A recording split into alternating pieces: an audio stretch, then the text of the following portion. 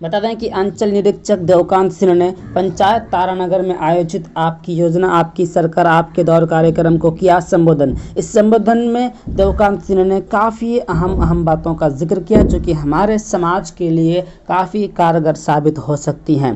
खुसूसन उन्होंने महिलाओं को संबोधन करके कहा कि वो शिक्षा के मैदान में आगे बढ़े और बढ़ाए ताकि बीच बिचौलिया का किस्सा ही खत्म हो जाए। सुनिए।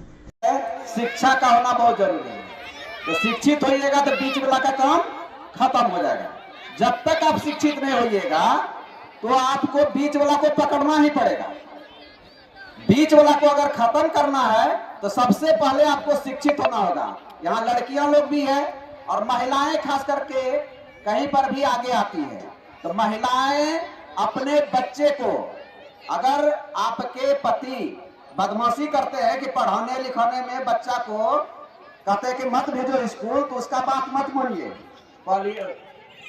2 रोटी कम खाइए लेकिन बच्चा को स्कूल जरूर भेजिए। इससे क्या होगा? इससे आपका परिवार शिक्षित होगा और जो बीच वाला को पकड़ने का धंधा है ये खत्म हो जाएगा। तो खत्म करना है तो अपने बाल बच्चा को शिक्षित जरूर कीजिए।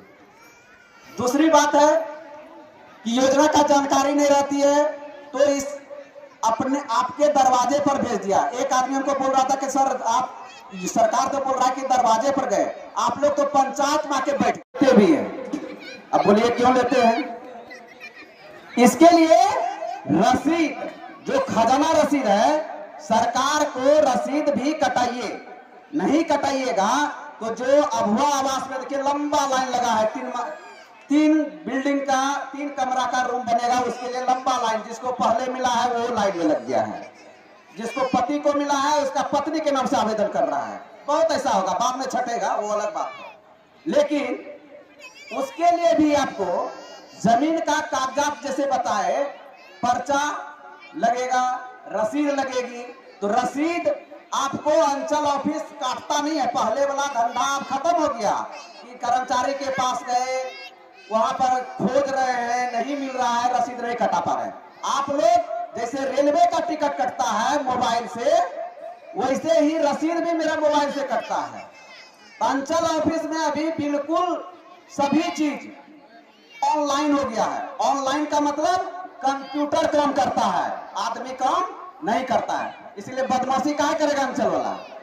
अपने मोबाइल से अब रह गई बात, कटता नहीं है किसी किसी का, तो कुछ गलती रह जाती है जिसके चलते आपका रसीद, खजाना रसीद नहीं कट पाता है।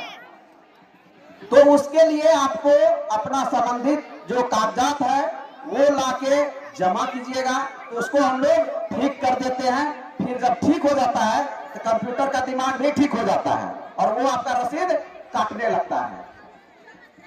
अब सरकार को जब रसीद कटाइएगा तो पैसा देते हैं, वहां फ्री में रसीद नहीं कटती है। तो वो रसीद का पैसा जो देते हैं हम लोग नहीं रखते अपने पास, वो सरकार के खाते में पैसा चली जाती है और उसी पैसा से जितने भी सारे योजना हो रही है उस योजना का लाभ आप गरीबों के लिए जो योजना बनी है वो गरीब लाभ ले सकते हैं योजना का। सरकार के पास पैसा रहेगा तभी ना आपको योजना देगा। तो रसीद भरपूर कटाइए ताकि सरकार का खजाना भर जाए और जितने भी गरीब हैं, दुखिया हैं, सभी को विभिन्न तरह का योजना का लाभ मिल सके। इसके बाद इस गांव में या इधर जो है ग्रामीण क्षेत्र है, बहुत ज्यादा पढ़े लिखे आदमी नहीं है। एक मोटेशन होता है अंचल ऑफिस से, मोटेशन में जमीन का विवाद बहुत रहता है। तो आपस में डीड भी एक केवाला बनाते हैं, दूसरा केवाला फिर दूसरा बना देता है। ऐसा काम नहीं करना है। ये जो कुछ दलाल तरह के लोग हैं वो ऐसा काम कराते हैं, उससे सावधान रहने की जरूरत है। आपका मोटेशन, सबसे पहला मोटेशन डीड के आधार पर थोड़े करता है। दादा के नाम पर है या परदादा के नाम पर है, बाप के नाम पर है, मर गया, उसका आपके नाम से यदि मोटेशन हो जाएगा तो सब झंझटे खत्म हो जाएगा। तो आपके नाम पर मोटेशन कैसे करें? उसको बोलते हैं, 2 तरह का मोटेशन है उसमें। एक है उत्तराधिकारी के आधार पर, जैसे बाप था उसको 4 गो बेटा हुआ या 3 गो बेटी हुए तो हिस्सा कर लीजिए बैठ के। और हिस्सा करके 2 कट्ठा उसको, 3 कट्ठा उसको, 5 कट्ठा उसको दे दीजिए, कागज बना लीजिए और उसके बाद उत्तराधिकार म्यूटेशन के लिए जब नामांतरण के लिए कीजिएगा तो दाखिल खारिज कर देंगे हम लोग, तो आपके नाम से हो जाएगा, तो दूसरा कोई बेच पाएगा। यहाँ दादा का नाम रहता है, दूसरे को दादा बना देता है, अपना दादा, और जमीन का रजिस्ट्री कर देता है। ये तो बहुत गलत बात है और उसके चलते फिर विवाद होता है और हम लोगों को कहता है कि सर पैसा नहीं दिए इसीलिए नहीं हुआ काम। तो ये बिल्कुल गलत बात है। इस ग्राम में जितने भी ग्रामीण हैं आपस में जमीन का विवाद पैदा करके आप लोग अनावश्यक एक डीड बना उधर, दूसरा उसका खारिज होने का तीसरा डीड बन गया इधर।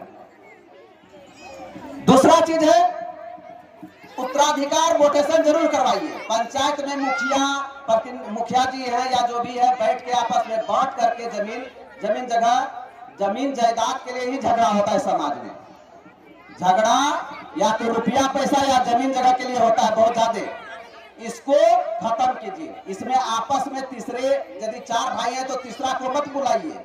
आपस में चारों भाई के थोड़ा थोड़ा ये कर लीजिएगा, कम में लीजिएगा, तो उससे क्या हो जाएगा, यही लड़ाई जब चल जाएगा, कोर्ट कचहरी चल जाएगा, तो 4 वकील को पिलाइएगा और किसी को पिलाइएगा, 2 को बिचौलिया लग जाएगा आपके पीछे और आप जितना गरीब है उससे भी गरीब हो जाइएगा। तो आपस में 4 भाई हैं, चारों भाई बैठ जाइए। एक दिन नेक्स्ट फैसला हुआ, दूसरे दिन बैठिए, तीसरे दिन बैठिए, लेकिन गुस्सा से मत बैठिए। आपस में बढ़िया से बैठ के विचार करके 2 कट्ठा यदि कम है या कुछ थोड़ा बहुत कम है वो लेके जमीन को अपने नाम से जरूर करवा दीजिए। तो उससे क्या होगा, जो जितनी भी योजना है सभी में जमीन का पेपर लगेगा। आपको बिना जमीन का पेपर दे तो काम होगा नहीं, होगा। और खजाना रसीद भी मांगेगा, तो खजाना रसीद भी कटना चाहिए और जमीन का पेपर भी देना चाहिए। तो ये जब हो जाएगा आपका, तो कोई भी योजना से आप वंचित नहीं रहिएगा।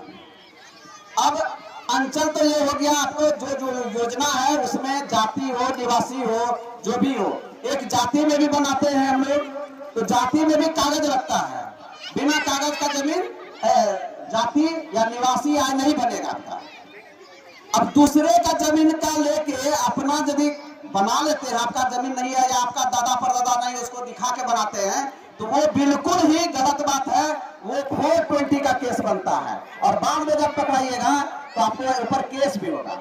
ऐसा काम नहीं करना है। आपकी जमीन है, आपका पेपर है, उसको लगाइए और आपका जरूर बनेगा। अब हम लोग अंचल के तरफ से और भी देखिए, हम लोग के यहाँ तो कोई योजना अभी नहीं, अभी चाहिएगा तत्काल, तो मेरे यहाँ वैसा नहीं है कुछ दे दिए 10,000 का, 20,000 का, 30,000 का, वैसा कोई योजना नहीं है मेरे अंचल में।